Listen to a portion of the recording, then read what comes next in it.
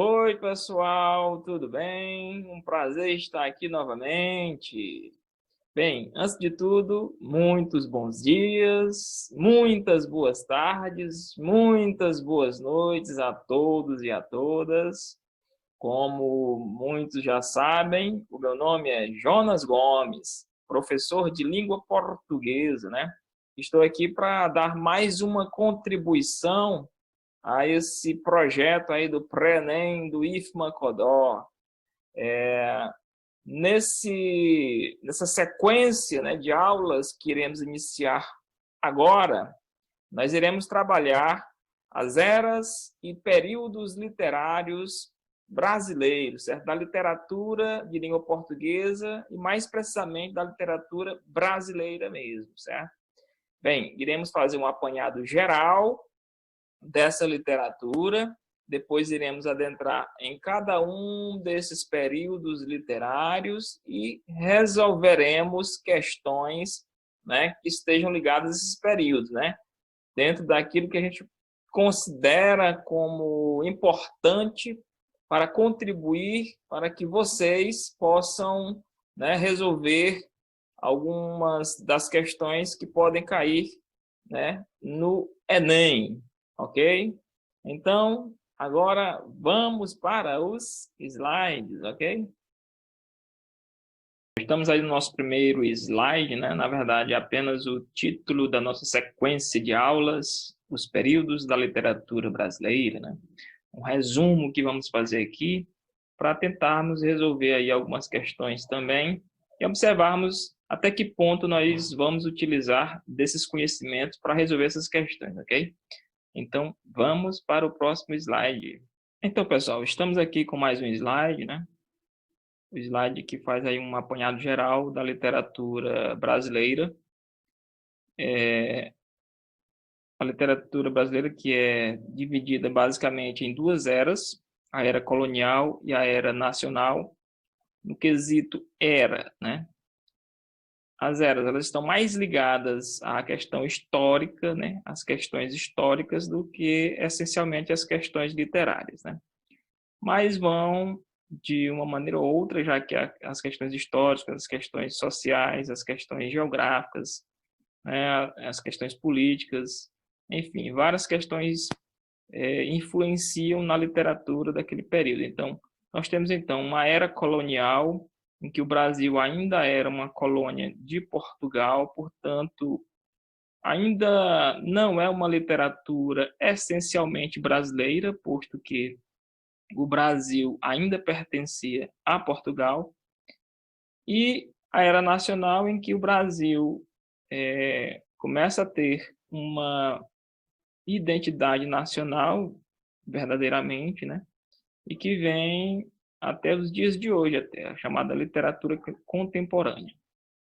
A literatura colonial vai ser dividida em três momentos, né? Chamado quinhentismo, que é iniciado ali quando os portugueses desembarcam no Brasil. Nós temos o Barroco, que vai aí do período de 1601 até 1768. O Arcadismo, que vai de 1768 a 1808. E temos aí, então, um período de transição. Esse período de transição é um período em que pouco se produziu, né, no Brasil enquanto literatura, né? É um período em que a gente vai ver que a corte portuguesa, né, com a figura do Dom João, ainda príncipe regente, veio para o Brasil, trazendo muitas coisas que ajudaram no que a gente vai chamar depois de independência do Brasil, e que vai culminar, né, em alguns elementos que vão influenciar na chamada literatura romântica brasileira, né? Então, nós temos na era nacional o romantismo, aí, logo depois o realismo, naturalismo, parnasianismo, o simbolismo, modernismo, que vai ser dividido em três gerações, né? Primeira, segunda, terceira geração. E temos a chamada literatura contemporânea, que é a literatura dos dias atuais, né, do momento atual. Então, o quadro geral é esse aí, né? Logicamente que vamos observar cada um desses momentos, um a um. Também não vamos poder fazer uma análise muito profunda, até porque não vai ser tão necessário assim, mas aquilo que a gente observar vai servir para que a gente possa responder às questões do Enem de maneira mais fácil, né? De maneira a facilitar a leitura dos textos lá, ok? Então vamos ao próximo slide. Características básicas, né, desse período aí, do quinhentismo. Então, foi colocado aí, além de algumas características, também algumas formas textuais em que eles mais utilizaram, né? Que são as crônicas de informação ou de viagem. O que a gente pode ver nisso aqui são, por exemplo, as cartas, né? Um exemplo bem objetivo pode ser aí a carta de Pero Vaz de Caminha, né? Que eu acabei de falar aí no slide anterior, mencionar. Mas ali nós temos essa crônica de viagem, né? Já que ele era o escrivão-mor da esquadra, então ele escreve ali tudo sobre a viagem, os acontecimentos e também a chegada deles aqui no Brasil, o primeiro encontro deles com os nativos, né? Os índios e outras coisinhas mais, né? Desse primeiro momento desses portugueses em terras brasileiras, ok? Temos ainda os textos de caráter documental, e aí nós temos os próprios textos, as próprias crônicas, né, as cartas e tal, fazem parte né, desse grupo de textos aqui.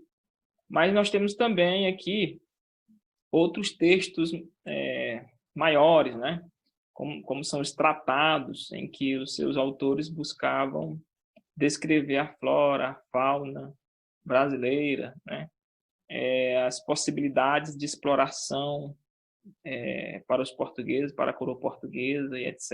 Né? São textos que foram de suma importância para a coroa portuguesa, para que ela pudesse traçar as suas estratégias de exploração desse novo mundo, né, para eles. Temos ainda, com a chegada dos jesuítas, os textos religiosos, né? E aí nós temos textos teatrais, né? Nós temos poemas, e esses textos têm a função básica de catequizar os índios, né? Eles vieram, os jesuítas vieram com esse propósito, né? De catequizar os índios. E aí produziram textos com esse sentido, né? Com essa intenção. O uso de uma linguagem simples. Ora, diz respeito, por exemplo, aos textos de caráter religioso, né? Além do fato de os jesuítas se basearem principalmente em textos, em formas textuais, aliás, ali mais medievais, né? Poemas ainda com aquela questão das redondilhas, redondilha menor, redondilha maior, que a gente vê lá ainda quando estudamos o período trovadoresco né, da literatura portuguesa. Então, os jesuítas ainda produzem textos, né, naquela forma, naquelas formas ali, né? E nós temos também, dentro dos textos documentais, que apesar de terem um pouco mais de linguagem, né, mais, vamos dizer assim, rebuscado para o período, mas ainda é uma linguagem simples, né, para aquele período, pois eles buscam ali descrever de maneira bem objetiva, né, embora não se perceba nas leituras atuais, mas de maneira a fazer com que a coroa portuguesa possa entender bem e vislumbrar, vamos dizer assim, o que eles podem fazer naquelas terras novas, né? Então nós temos ainda a descrição, né? A descrição, principalmente nos textos informativos, documentais, né? E nos textos ainda informativos e documentais, nós temos uma exaltação à terra, mas não é uma exaltação como vão fazer ali os românticos, né? mas uma exaltação de admiração, admiração a essa nova terra, a sua exuberância, as suas belezas naturais e tal. Então, devido a isso, nós temos também essa como característica, né, o exagero nas adjetivações dessas terras, né, já que eles estão bastante admirados com com essas novas terras, com essas novidades que eles estão vendo, eles usam bastante superlativos, né? É uma descrição bem, né, bem exaltada, vamos dizer assim, desse novo que eles estão observando, né? Dentro da poesia religiosa, nós temos uma poesia que podemos considerar como devocionais, né? As poesias devocionais, ou seja, poesias de devoção, né? Tem base aí na Bíblia e tal, e tendem à devoção, né? Como forma de conhecimento dos indígenas e fazer com que eles deixem de ter devoção pelos seus deuses e passem a ter devoção aos deuses cristãos, certo? Temos ainda o teatro pedagógico, já que os jesuítas buscam, de maneira pedagógica, ensinar essa novidade religiosa para os índios, né? E aí eles se inspiram na Bíblia, nos textos bíblicos, nas passagens bíblicas, mas não só, eles também se inspiram nos próprios dogmas da igreja, né? Outros dogmas, se inspiram também na vida daqueles que são os santos católicos, né, e tal. Então eles fazem, né, uso desses textos, né, da Igreja Católica, né, cristãos, para transformá-los em peças teatrais simples, com linguagem simples, para que os indígenas possam entender e possam ser catequizados. Temos uma visão, nesse sentido, uma visão teocêntrica nesse período aqui, certo? Ou seja, uma visão em que nós temos Deus, né? O Deus cristão, o Deus católico, como centro de todas as coisas, como centro do universo, né? Então, dentro desses textos desse período, nós temos esse teocentrismo bem evidente, né? Logicamente, uma visão que advém ali da Europa, né? E que ainda não há, pelo menos em terras brasileiras, nada com relação à questão do antropocentrismo, né? Apesar de em Portugal, né, na Europa já haver ali a questão do renascimento, né? O humanismo que veio anteriormente, né? Esse crescimento de uma visão mais antropocêntrica, mas aqui em terras brasileiras, nesse período aqui, especialmente, ainda não há isso aí, ok? Então, vamos ao próximo slide. Principais autores e obras do quinhentismo, né? Então, temos aí alguns autores e obras desse período, né? Esses autores e obras aí estão na maioria dos livros didáticos, né, do primeiro ano, que trabalha esse período aí do quinhentismo. E nós temos aí como autores, vamos citar aqui, deixa eu pegar só a canetinha aqui, porque eu gosto de usar essa caneta, né? Ok. Pero Lopes de Souza, né, Diário de Navegação. Esse texto aqui, ele vai vai estar ligado ali aquelas crônicas de navegação, aquelas crônicas lá de viagem, né, e tal. 1530, né? Observe que o texto de Pero Vaz de Caminha foi em 1501, né? Colocar lá em 1501. Mas, basicamente, uns 30 anos depois, mais ou menos 30 anos depois, foi que vieram aí novas pessoas para descrever essas terras, né? Temos aí Pero Magalhães de Gândavo, temos como obra Tratado da Província do Brasil e História da Província de Santa Cruz, aqui vulgarmente chamamos de Brasil, 1576, né? Temos ainda aí Gabriel Soares de Souza, Tratado Descritivo do Brasil, 1587, né? Padre José de Anchieta, que nós já chegamos na parte de textos mais religiosos, né? O Padre José de Anchieta, da Companhia de Jesus, né? que veio aí catequizar os índios, é o principal representante, né, desse período aqui, dessa poesia religiosa, desses textos, na verdade, religiosos, teatrais, poesia, além de ter produzido aí uma gramática, né, a arte da gramática da língua mais usada na costa do Brasil, né. Ele faz uma gramática aí do Tupi-Guarani, nesse período aí, 1595. Alto da Festa de São Lourenço, 1583, né? Uma peça teatral aqui que tem como objetivo, né, catequizar os índios. Esses textos aqui, a gramática nem tanto, né? Mas os textos, como os textos teatrais e os poemas, eles têm esse objetivo, né? Principalmente os textos teatrais. Ele tem vários poemas e teatro aí que ele produziu nesse período aí. Temos ainda o Padre Manuel da Nóbrega, Diálogos sobre a Conversão do Gentil, 1557, né? Então, aí são alguns autores e obras desse período aí. De repente, se você observar algum desses autores em algum texto aí, trecho lá no Enem, né, você já sabe que as características das obras deles são basicamente esses textos informativos, né, com linguagem simples, bastante descritivos, com alguns exageros, né, no que diz respeito à utilização de adjetivos, né, pela admiração que eles têm. E temos também os textos religiosos, que têm essa função também pedagógica, religiosa, que busca basicamente convencer os índios a uma nova religião, né? Adentrar em uma nova religião, ok? Então vamos ao próximo slide.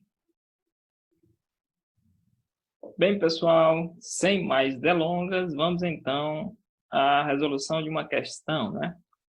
É a questão de número 114, Enem 2013, texto 1, diz basicamente: andaram na praia.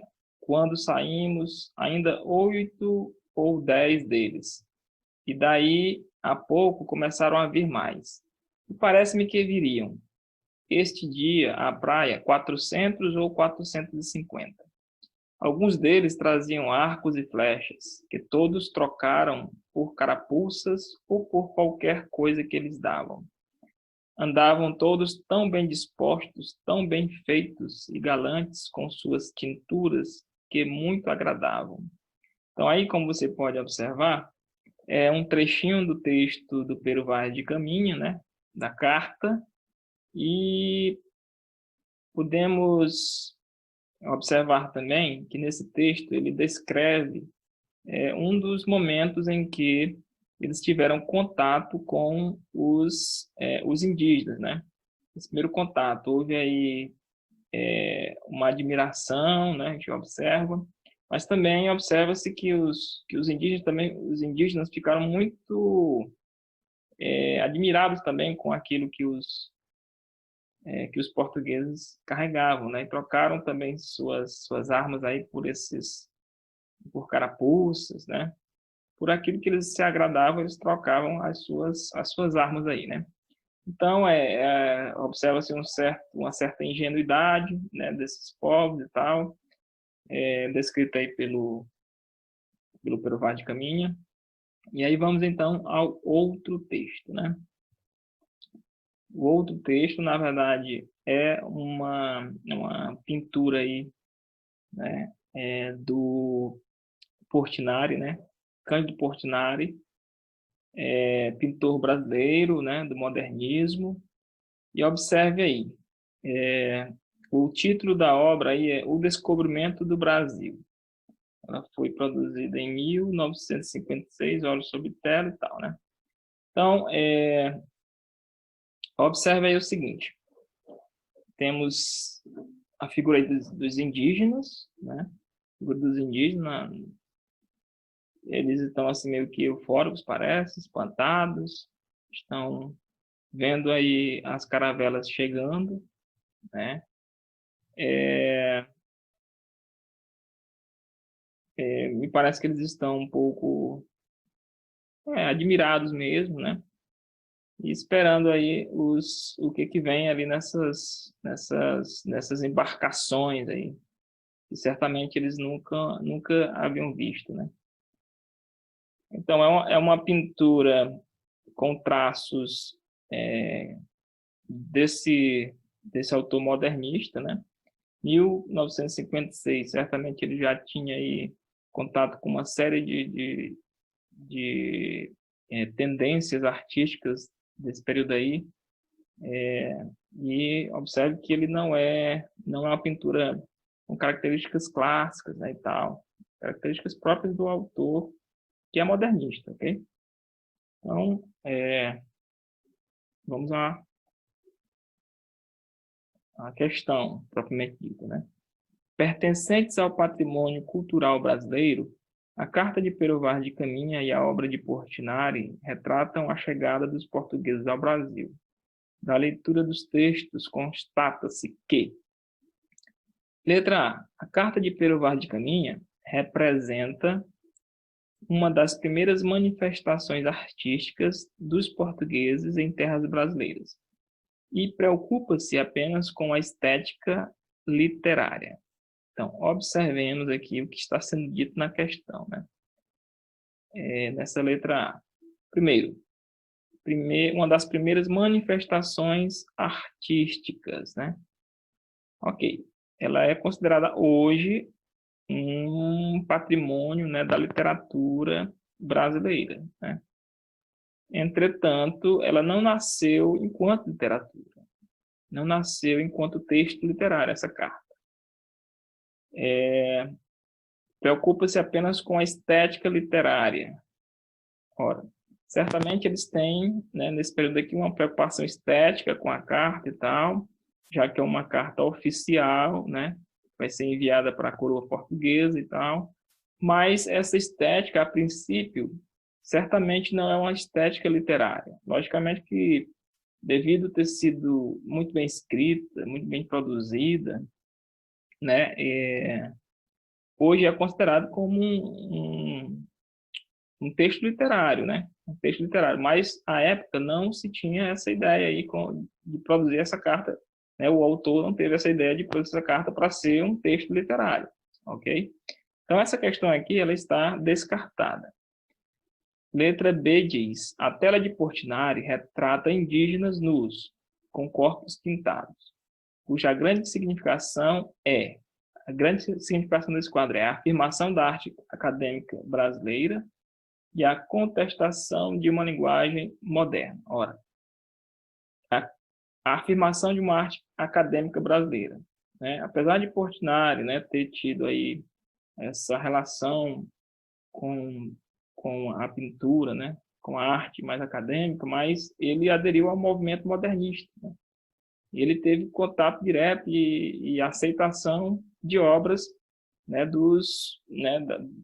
modernas europeias, né, das vanguardas europeias e tal. Então, na verdade, essa questão também ela não tem muito sentido, né? Então, letra B também não pode ser. Letra C.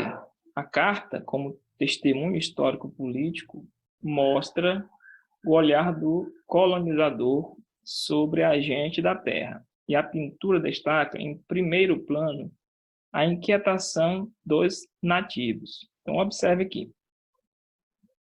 A carta como testemunho histórico-político, né? A carta até hoje ela é um testemunho histórico, né? E político também, devido à situação aí política, né? De exploração, aí, início pelo menos aí de uma colonização. Nós temos aí mostra o olhar do colonizador, olha só. É exatamente o colonizador, na figura aí do Pero Vaz de Caminha, que está descrevendo a situação ali, como a gente viu aí na carta, né? Ele observa os indígenas se admirando das coisas lá, e eles próprios se admiram também, mas se admiram mais das atitudes dos indígenas, de trocarem os seus arcos e flechas e tal por, vamos dizer assim, por bugigangas, por qualquer coisa ali que eles se agradassem, né? tem um olhar, sim, do Pero Vaz de Caminha, que é o colonizador, sobre os colonizados, né? E temos aí a pintura, que é o primeiro momento, que representa aí como é que seria, né? Pelo menos o pintor aí imagina como é que foi, né? Esses índios vendo ali aquelas embarcações chegando, a admiração deles, né? Ou inquietação, medo, ou alguma coisa do tipo, né? Enfim, era uma coisa nova para eles, muito nova, né? Então, sim, essa inquietação ela é retratada e também no plano dos indígenas, já que ele coloca ali, a partir ali da visão dos indígenas, a chegada dessas caravelas. E não lá das caravelas, alguém vendo pessoas lá pulando lá na praia, né? Ao contrário, são as pessoas que estão ali na praia, os indígenas observando aquelas caravelas chegando, né? Aqueles navios chegando. Então, basicamente, a resposta correta já sabemos que é essa letra C aqui, né?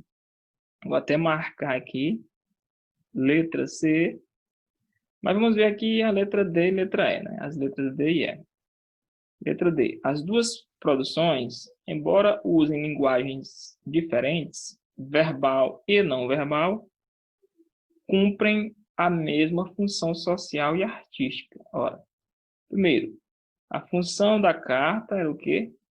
Era informar, né, o que estava acontecendo ali naquele momento histórico, político, aquele momento ali para o povo português, né, para a coroa portuguesa.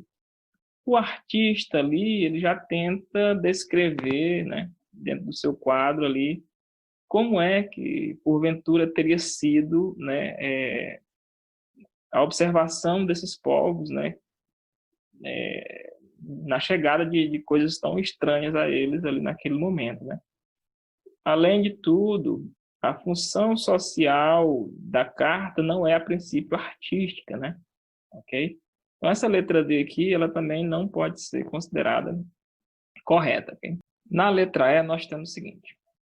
A pintura e a carta de Caminha são manifestações de grupos étnicos diferentes, produzidas em um mesmo momento histórico, retratando a colonização. Olha só, são manifestações de grupos étnicos diferentes, né? Esse quesito da questão é um pouco confuso, né? Pode-se até pensar que, quando se trata aqui de grupo étnico, né? Ou seja, a origem dessas pessoas, pode se tratar de Caminha e de Portinari, né? E aí, para você saber, Caminha, tudo bem, né? Dá para saber que ele de etnia branca, certamente, português, né? Portinari, é preciso fazer saber de qual a origem étnica ele é e tal. Possivelmente pode ser também branco, né? Mas aí é difícil de se saber. Mas acredito eu que estejam aqui tratando aqui dos grupos étnicos portugueses e indígenas, né? E aí teria que ter, são manifestações que representam, né, grupos étnicos diferentes, assim, portugueses e indígenas, no caso, produzidas em um mesmo momento histórico. Ora, essas duas produções foram feitas em momentos históricos totalmente diferentes. Uma no início aí da colonização do Brasil, 1500, né? E a outra por volta ali de 1956, me parece, né, que a gente olhou. Então, no modernismo, né? Ainda no modernismo ali, retratando a colonização,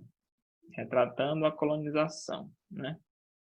Os dois realmente retratam o início da colonização, mas em momentos históricos, né? As produções são produzidas, né? As duas obras são produzidas em momentos históricos diferentes, né? Ok, então realmente a resposta correta está na letra C, né? Letra A, B, D e E estão incorretas, ok? Vamos para frente. Bem, gente, temos aqui uma segunda questão, né? Na verdade, é o último momento aqui da nossa atividade de hoje. Diz assim: Leia o trecho destacado do Alto de São Lourenço, de José de Anchieta. Olha só, uma obra, né, de um autor do quinhentismo brasileiro, né, José de Anchieta, um dos jesuítas, e trata de uma obra dele, Alto de São Lourenço. Os autos, né, esse gênero textual, eles são do teatro, né, gêneros dramáticos do teatro. Então, o Alto de São Lourenço, né? Só lembrar aí do Alto da Compadecida, que é uma peça teatral, né? O Alto da Barca do Inferno, do Gil Vicente, né? É uma peça teatral também. E aí, então, vamos observar, né? Faz parte aqui daqueles textos que a gente falou, textos religiosos, pedagógicos, né? Que serviram para a catequização dos índios. Guaixará. Vou pegar aqui a canetinha, para marcar alguma coisa. Guaixará, né? Esta virtude estrangeira me irrita sobremaneira. Quem a teria trazido com seus hábitos polidos, estragando a terra inteira? Se eu permaneço nesta aldeia como chefe guardião, minha lei é a inspiração que lhe dou. Daqui vou longe visitar outro torrão. Quem é forte como eu, conceituado, sou o diabo bem assado, a fama me precedeu, Guaixará sou chamado. Meu sistema é o bem viver, que não seja constrangido o prazer, nem abolido quero as tábuas acender com meu fogo preferido. Boa medida é beber cauim até vomitar. Isto é jeito de gozar a vida e se recomenda a quem queira aproveitar, né? Então, olha só, é uma linguagem poética, né? As peças teatrais desse período, elas seguiam ainda as características dos textos medievais, são divididas em estrofes, né, e tal. As peças teatrais eram feitas dessa maneira aqui, na forma de poemas, né? Enfim, vamos em frente aqui. Essa peça aqui é uma peça, como eu já disse, que visava, né, fazer com que os índios acreditassem nos deuses católicos, né, cristãos. E aí, para isso, o que eles faziam? Eles transformavam os deuses, né, as entidades indígenas em demônios e tal, né? E aí, Guaixará, né, uma palavra aí indígena, ele vai ser o chefe dos diabos, dos demônios e tal. Essa peça ela vai exatamente tratar sobre São Lourenço, que foi um mártir da Igreja Católica, né, que foi assassinado né, na fogueira, né, na verdade, numa grelha, né, pelos romanos, né, por defender aí a Igreja Católica. E nós temos aqui uma parte dessa peça, né? E observe que alguns pecados que são considerados pecados da igreja são exaltados aqui pelo Guaixará, né? Tipo aqui, quem forte sou eu, como eu, conceituado, sou o diabo bem assado. A fama me precedeu, Guaixará sou chamado. Meu sistema é bem viver, olha só, bem viver, né, que são, né, a luxúria, né, são os pecados da igreja, né, são alguns aí, que não seja constrangido o prazer, né, prazer. Observe, nesse período aqui, e ainda hoje, né, as pessoas condenam, né, certos prazeres, né, enfim, a liberdade demais das pessoas, o bem viver demais, aí você tem luxúria, você tem prazeres e tal, a gula e etc. Nem abolido quero tábuas acender com meu fogo preferido. Boa medida é beber cauim até vomitar, ou seja, beber, né? Bebida aqui dos índios aqui até vomitar, ou seja, se embriagar, ao mesmo tempo tem, né? Ou seja, ele está aqui colocando que o demônio ele chama para que as pessoas, né, cometam esses pecados. Certamente na peça ele vai tratar essas coisas como pecado e tal, para depois, né, santificar aí o São Lourenço. Mas vamos aí para a questão. Essa questão ela não é do Enem, é uma questão da Unimontes, né? Como vocês podem observar aí.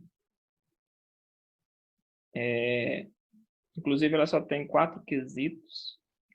Vamos na questão. Partindo do trecho anterior e da leitura da obra, todas as alternativas são corretas, exceto, olha só, exceto, né? Letra A. Sendo parte da produção jesuística, o gênero alto adapta os temas à situação de comunicação e propósito de catequese. Olha só, nós estamos procurando o único que não é correto, exceto, né? Ora, os textos, né, da literatura dos jesuítas, né, tinham exatamente esse propósito, né?